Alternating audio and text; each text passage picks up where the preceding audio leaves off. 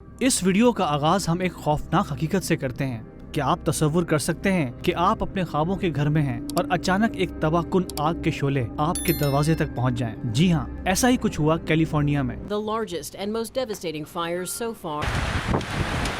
جب آگ کے شعلوں نے پیلیسیڈز کے علاقے سے شروع ہو کر ہالی ووڈ ہلز، سنسیٹ ایریا اور لیڈیا تک سب کچھ جلا کر خاک کر دیا۔ The largest and most devastating fires so far.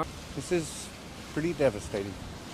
I don't think LA's seen anything like this before. حقیقت میں ماہرین بھی اس بات پر حیران ہیں کہ یہ آگ اتنی تیزی سے کیسے پھیل گئی۔ 7 جنوری کی رات شمالی لاس اینجلس میں یہ آگ پھیلنا شروع ہوئی اور پھر دیکھتے ہی دیکھتے سینٹا مونیکا اور مالبو کے ساحلی شہروں کے درمیان یہ 3000 ایکڑ تک پہنچ چکی تھی، جس میں کئی عمارتیں اور گھر تباہ ہو گئے۔ فی الحال اس آگ کی وجہ معلوم نہیں ہو سکی، تاہم یہ آگ انتہائی خشک ہواؤں کے باعث مزید شدت اختیار کر گئی ہے جو شمال مشرق سے آ رہی ہیں۔ یہ ہوائیں، جسے سانٹا آنا ہوائیں کہا جاتا ہے، جب پہاڑی علاقوں سے گزرتی ہیں تیز ہو جاتی ہیں۔ ان ہواؤں کی شدت کو موسم کے نقشوں پر گلابی اور جامنی رنگ میں دیکھا جا سکتا ہے۔ ان ہواؤں کی وجہ سے نمی کی سطح بھی کم ہو جاتی ہے، جو زمین کو خشک اور زیادہ قابل اشتعال بناتی ہے۔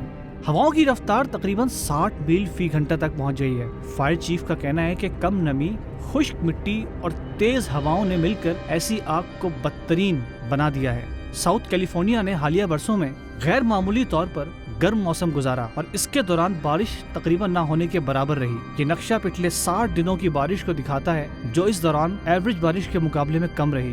فائر فائٹرز لاس اینجلس میں جاری آگ سے نبرد آزما ہیں، جس نے کئی زندگیاں لے لی ہیں اور ہزاروں عمارتوں کو خاکستر کر دیا ہے۔ تیز سانتا آنا ہوائیں اس چیلنج کو مزید پیچیدہ بنا رہی ہیں۔ نیشنل ویدر سروس کے مطابق تیز ہوائیں منگل اور بدھ تک لاس اینجلس میں چلتی رہیں گی، کم نمی کے ساتھ، جو آگ کے پھیلاؤ کو مزید بڑھا سکتی ہیں۔ یہ ہوائیں دھماکہ خیز آگ کے پھیلاؤ کا باعث بن سکتی ہیں۔ اس وجہ سے ریڈ فلیگ وارننگ جاری کی گئی ہے۔ ریڈ فلیگ وارننگ کا مطلب ہے کہ کم نمی، تیز ہوائیں اور گرم موسم کے باعث آگ کے شدید خطرات موجود ہیں۔ یہ حالات آگ کے تیزی سے پھیلنے میں اہم کردار ادا کر رہے ہیں۔ اب تک کی رپورٹس کے مطابق 1,53,000 سے زائد افراد کو اپنے گھروں سے بے گھر ہونا پڑا، جبکہ مزید لوگوں کو انخلاء کی وارننگ دے دی گئی ہے۔ L a fighter chief کرسٹن Karauli نے آگ کے حالات کو شہر کی تاریخ کے سب سے خطرناک اور بدترین واقعات میں سے ایک قرار دیا ہے۔ ایٹن، پیلیسیڈز اور دیگر مقامات پر لگنے والی آگ نے مجموعی طور پر 40,000 ایکڑ سے زائد رقبہ جلا دیا ہے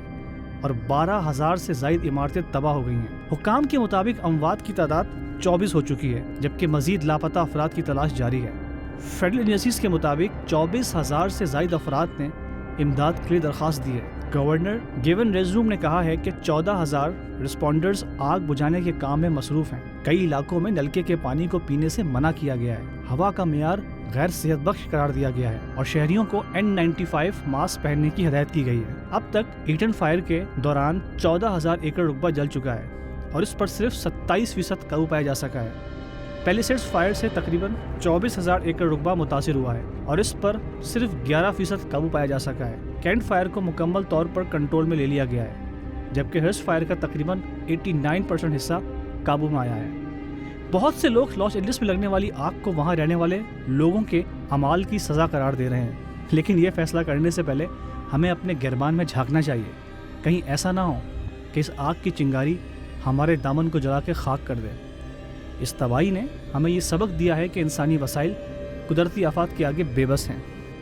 اگر آپ لوگوں کو ویڈیو پسند آئے تو اسے لائک کریں، شیئر کریں اور سبسکرائب کریں۔